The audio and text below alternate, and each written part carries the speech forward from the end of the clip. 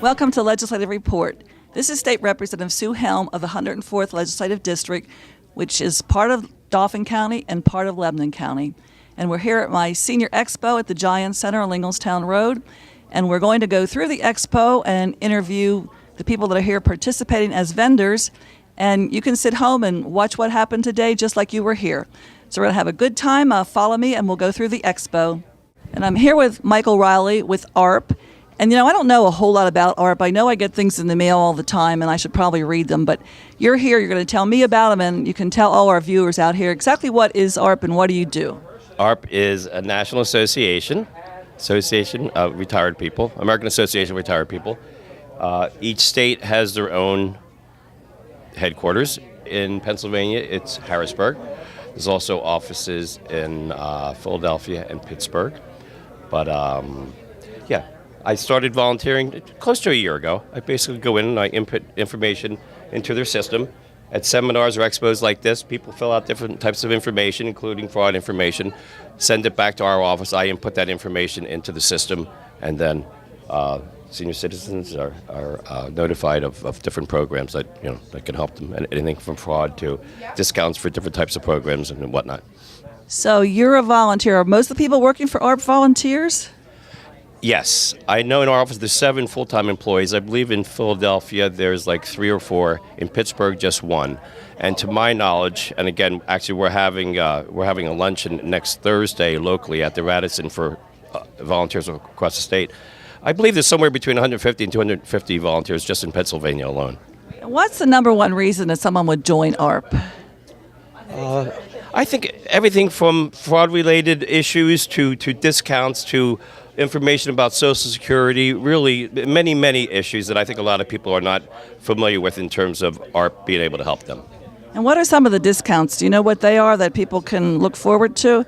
Insurance and discounts, ARP, dental insurance, vision, hearing, prescription, Medicare options, discounts for hotels and resorts, flights and vacation packages, car rentals, cruises. Cruises. There you go. Pretty widespread. So, very good organization. Well, thank you for participating here today. I'm sure people are going to learn a lot from you. Thank you. We're continuing on here with Rick Sales, who is with the RSVP of the Capital Region, which is Dauphin County Volunteer Opportunities. So, Rick, tell us about what you do and what this organization does. So, RSVP coordinates volunteer opportunities for 501c3s or government organizations that are in need of volunteer services, and we also coordinate that in the opposite. If there are volunteers or seniors or retired citizens who are looking for some volunteer opportunities for something to do, we help them find that by matching them with nonprofits, government agencies, schools that need assistance. So schools, so you get some volunteers, seniors can go into schools? Yes, ma'am. We have a reading program. It's called America Reads, and we actually have volunteers go in and help kids read, actually just practice reading, and we match it to grades, and so we actually keep track of what impact the volunteer is having on that child's reading. And we also have other programs in schools, too. We have science camps where we have volunteers come over and help kids conduct activities with science, and a gardening program where we have seniors help kids maintain a garden and provide that cross-generational experience that's you can't really measure, but that has a very valuable impact on kids. Well, I think that's interesting and great. I mean, how many senior citizens out there would like to go into school and help kids read and help them do a garden and the science project? I was just at a meeting last night where a 50-year-old talks about winning a science project contest when he was in high school. So if they remember it from then, it's something I know they'd love to come and, to teach the kids.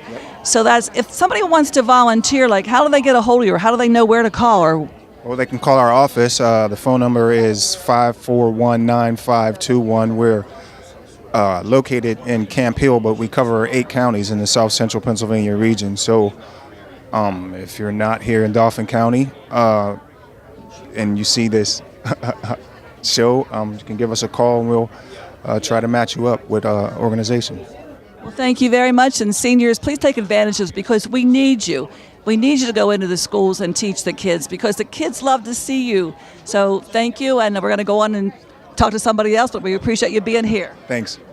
And I'm here with Jennifer Loudon from the Pennsylvania Department of Banking and Securities. And I saw this brochure that says scams, protect yourself, protect your money. Could you tell me like how seniors get involved with scams? Many times seniors will get phone calls out of the blue from someone claiming to be from a lender, and they can loan them money for a good interest rate, but they need to send them money in order to get the loan.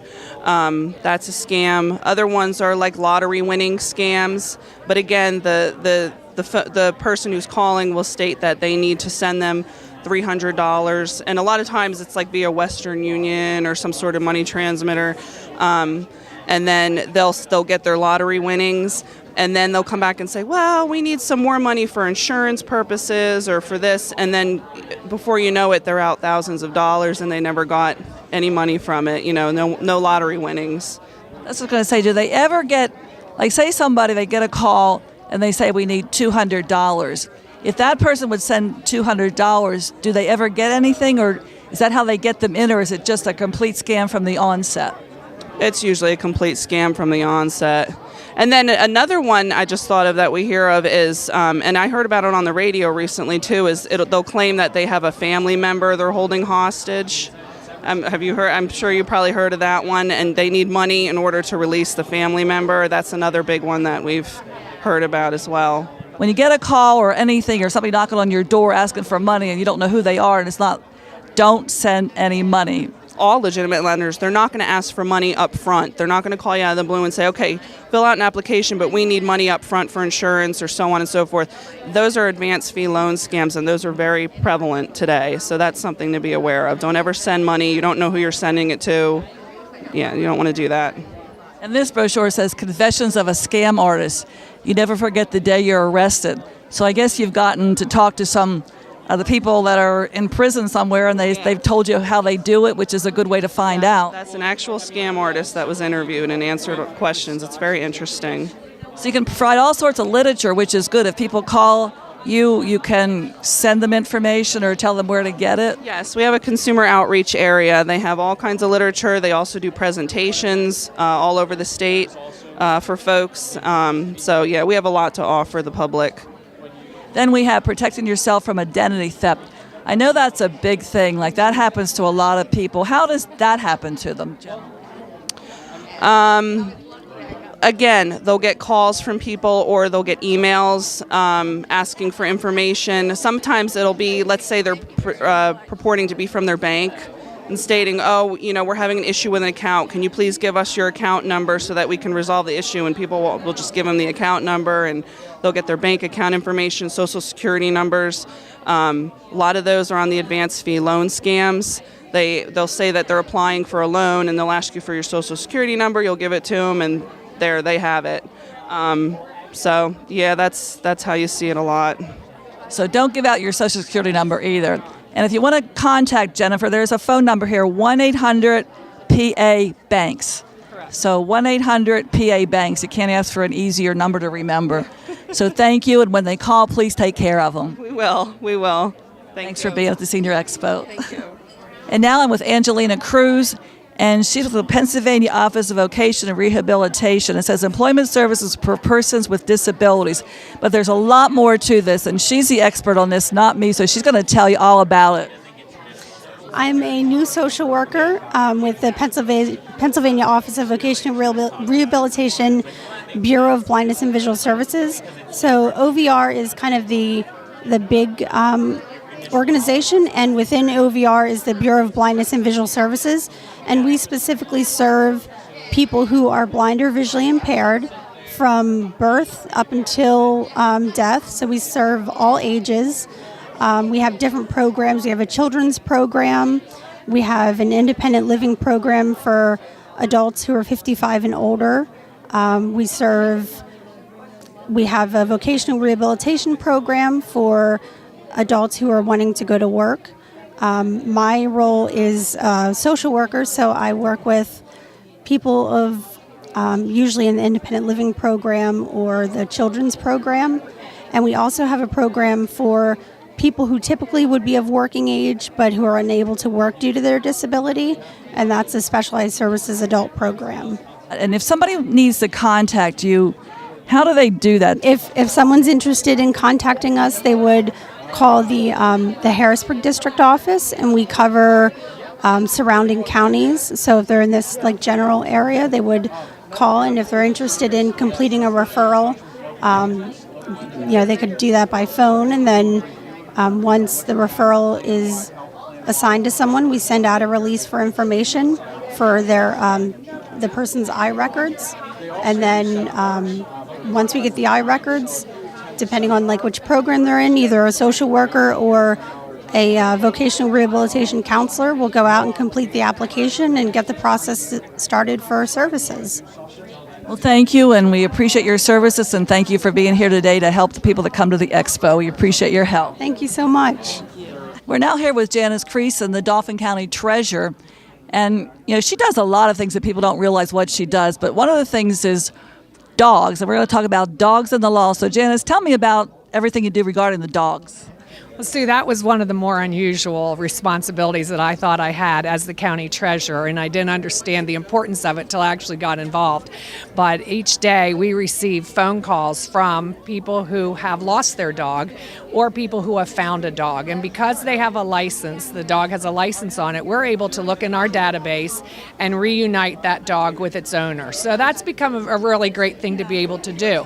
Now, the licensing aspect is important because every dog 3 months of age or older must have a license in the state of Pennsylvania.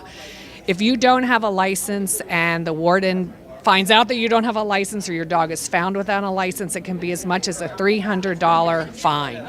So it can be costly. A license at the most is $8.45. So it's a very small expense. The other great thing about licensing that a lot of people don't realize is that those fees fund the Dog Law Bureau. No tax dollars go to that bureau to help them regulate kennels, to police dangerous dogs, to go to homes where there might be a question of abuse of a dog. The other thing is that if the township finds a dog that's wandering and they need to turn it over to the Humane Society, if they don't have a contract, it's likely that they will pay up to $250 to turn that dog over to the Humane Society. And those are taxpayer dollars. And the township actually has to pay. The township has to pay out of its resources to have that dog turned over to the Humane Society. Now, once the dog's at the Humane Society, if the owner knows it's there, when they go to claim the dog, do they have to pay anything to get the dog back? That I'm not sure about. It's possible that they do. I'm not positive, so I can't answer that question. But I do know this. If they've paid for the license, maybe $8.50 for the license, and the dog is lost, and whoever finds it calls our office, it takes nothing but a simple phone call on our part to reunite dog and owner. And we do it all the time, and we're happy to do it, and we hope that that's savings for the taxpayer by us being able to manage that for them. Well, it definitely is, because we all love our dogs. Now, that license, is that a one-year license, or how does the license work? That's a good question. You can get an annual license, which is renewed every year, January 1st, and it's good for the calendar year. You can also get a lifetime license. The cost is a little bit more, but it lasts for the lifetime of the dog, and you need to have your dog microchipped in order to get the lifetime license. But if you have a puppy that's only 3 months old, that's going to more than pay for itself. So it's great to have the lifetime license. And the microchip, who does that? Is that a veterinarian, or how do they get that chip? I mean, I think they should know if they have a dog, but how does that work? You can get a microchip from your vet. It's a very simple procedure, just takes a second to do. You can get it at the Humane Society, and sometimes there will be clinics around town that will actually come in and do that service. Maybe they'll set up somewhere for a weekend, and they will microchip the dog and fill out the form that certifies the microchip number. Janice does so many different things. Let's just talk about the small games of chance, because I think that's something that we get calls on, and I know you do, because people try and do certain little things to raise money for their organizations, and they forget about they have to have a certificate or license to do this. What do they have to have if they want to do a small games of chance to raise a little bit of money for their charity organization? Well, first of all, it's important for people to understand that in order to have a small games of chance to run that, you need to be a nonprofit. So just the average person on the street can't decide they're going to run a 50-50 drawing and raise money. They do have to be a nonprofit organization.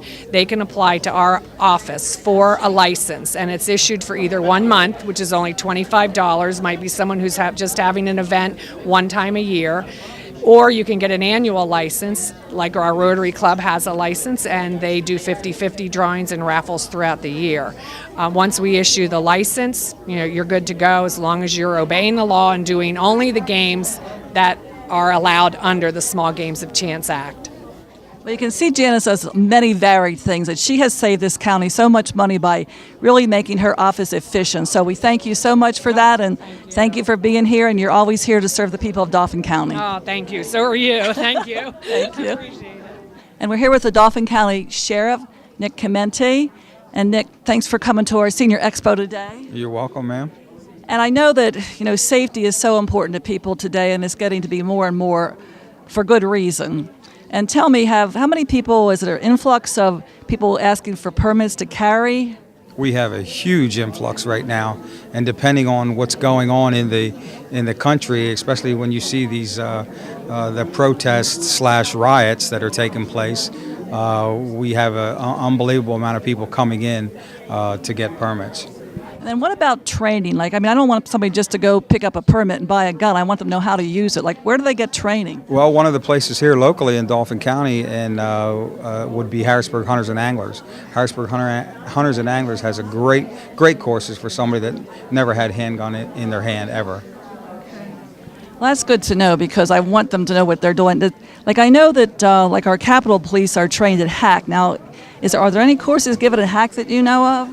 I don't know offhand if hack covers those. We'll have to check that out because that's one of our great community college here in Harrisburg. But also, you have a canine unit, which I think you're also use those dogs for safety purposes. Could you tell me about your canine unit? We do. We have we have one dog right now, and that dog is explosive trained. So it's used every day all over the county anytime we have threats of explosives or packages that are suspicious packages. For example, like say at concerts or at the federal courthouse or any of the courthouses here, anywhere, the schools. Matter of fact, we got called out today with one of our dogs. I hope to increase our unit to 2 dogs. We had 4 dogs, I think, in the past. So I'd like to up that by one more dog because these guys are really getting called out a lot. And your human staff now, not your canine, how many people actually work for the sheriff? We have 50 deputies there, 50. 34 part-time, I believe, and 34 full-time, and the rest are part-time. I know you get called to a lot of special events, like in January or February, whichever that was, we have the Sportsman Show, which now is put on by NRA. And I think you were security for the Sportsman Show. Is that correct? We did. Apparently, there was a problem there with Harrisburg city officers that they were taken out of there and I guess not allowed to work the show. And I got a phone call and I stepped right up and jumped in there and I allowed our guys to go in there and work security there. We appreciate you doing that because off-duty time also.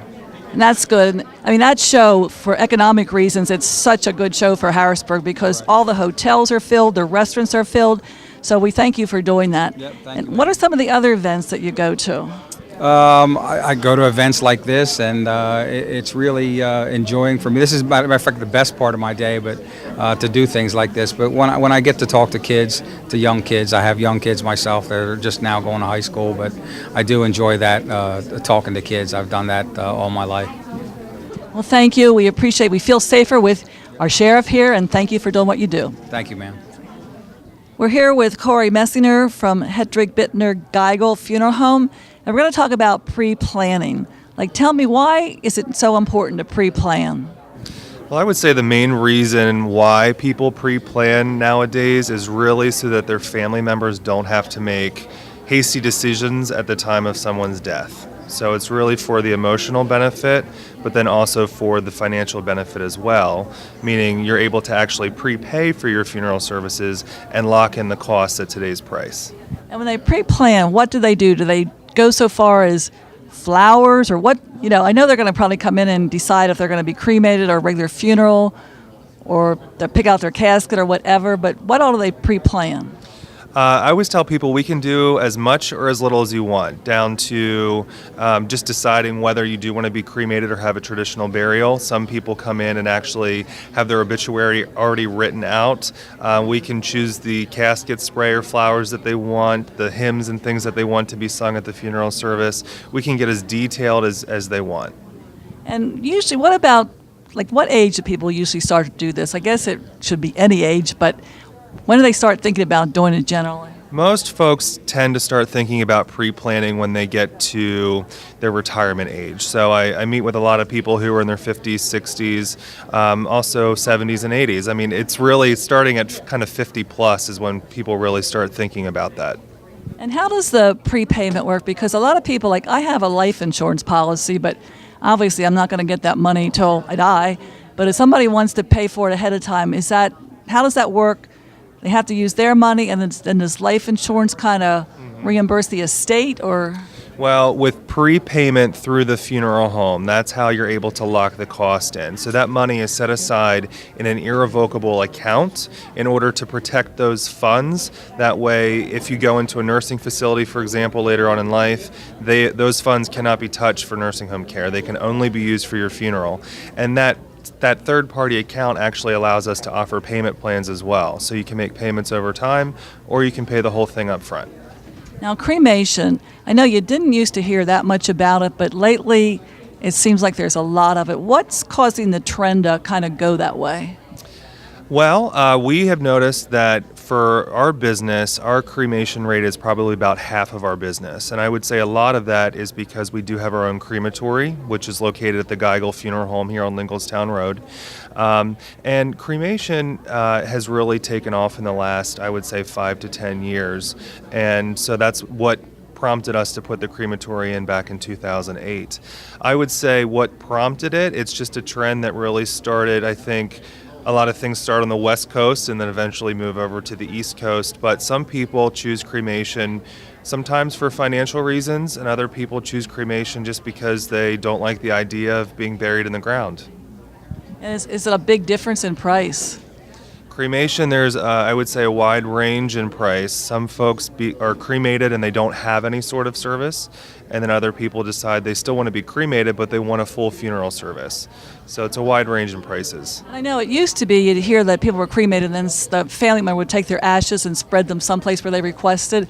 But now it seems like what I've seen, the funerals I've gone to, urn is actually buried in a plot. What's the trend with that?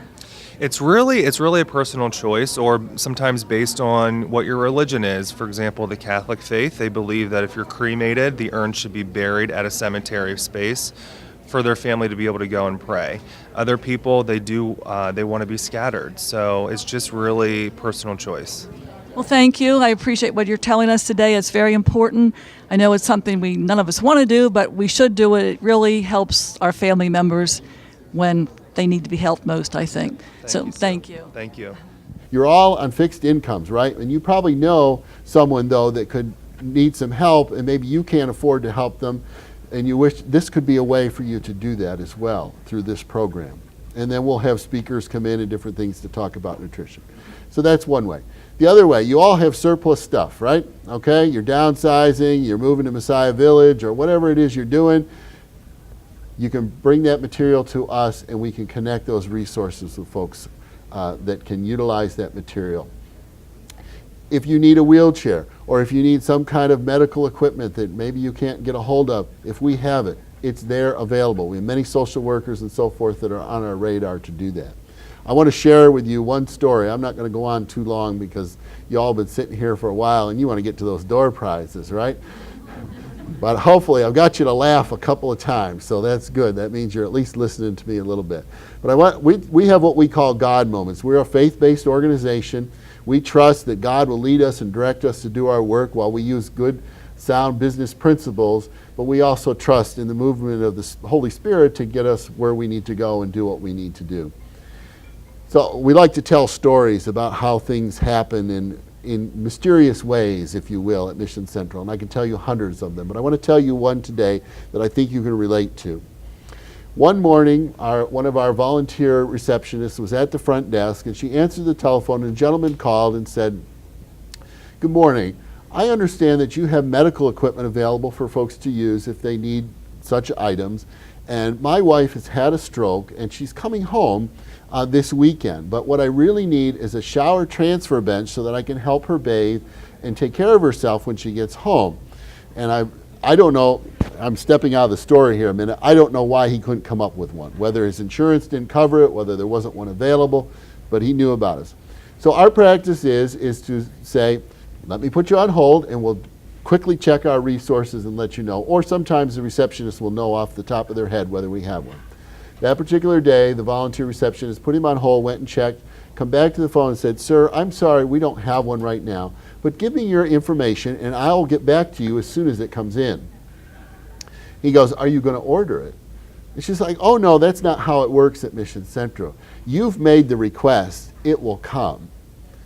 Now he probably thought we were crazier than loons, but she must have got the information, hung up the phone. Later that afternoon, Ruth was still working at the front desk. Now, you see the pictures over there at Mission Central. When you come in our parking lot, it's clear what door to go to with your donations, and if you're a visitor or volunteering, to go to the other door, which is further around. It's not as convenient to get to if you're volunteering or visiting versus making a donation. This particular afternoon, a gentleman completely ignored those signs. I don't know whether he didn't pay attention, didn't see him, whatever the case may be. But he comes all the way around to the front door into Mission Central, his arms loaded down with equipment. Comes in to Ruth and says, "Can you use this stuff?" Kind of a grumpy guy, you know, how we can sometimes get when we're having a bad day. And she goes, well, she can't tell you what's in his left arm, but she can tell you what was in his right arm. What was in his right arm? Shower transfer bench, that's right. She goes, "Yes, we can use that shower transfer bench." And she started to tell the story of the gentleman that had called in the morning, just that morning, and needed a shower transfer bench. And as she's telling the story, big crocodile tears come down his face, and he softened from the grumpy, "Oh, can you use this stuff?" to "My wife had a stroke. She passed away and never made it home. This is a brand new shower transfer bench. In fact, all of this stuff is brand new, never used, and I'm so glad someone else can use this material." So Mission Central can not only be that place that's reaching out to uplift those in need, it can also be that place of comfort and purpose for you as well. So I encourage you to check us out. Come and visit us. Again, the opportunities there in October 6th and October 20th. The cards are over on my table. Give us a call. Come check us out. Maybe you'll come to volunteer. Maybe you'll just learn more about us. Who knows? But again, thank you for this opportunity, and thank you for coming today. And again, thank you, Representative Helm, for having me here today. Thank you.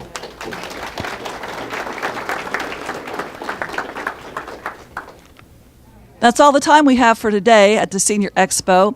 If you have any questions, please call my office if it's state-related or whatever. This is State Representative Sue Helm of the 104th Legislative District, and if you watch the screen, our office addresses and phone numbers will be shown shortly. Thank you, and watch me next month for another legislative report. Thank you very much.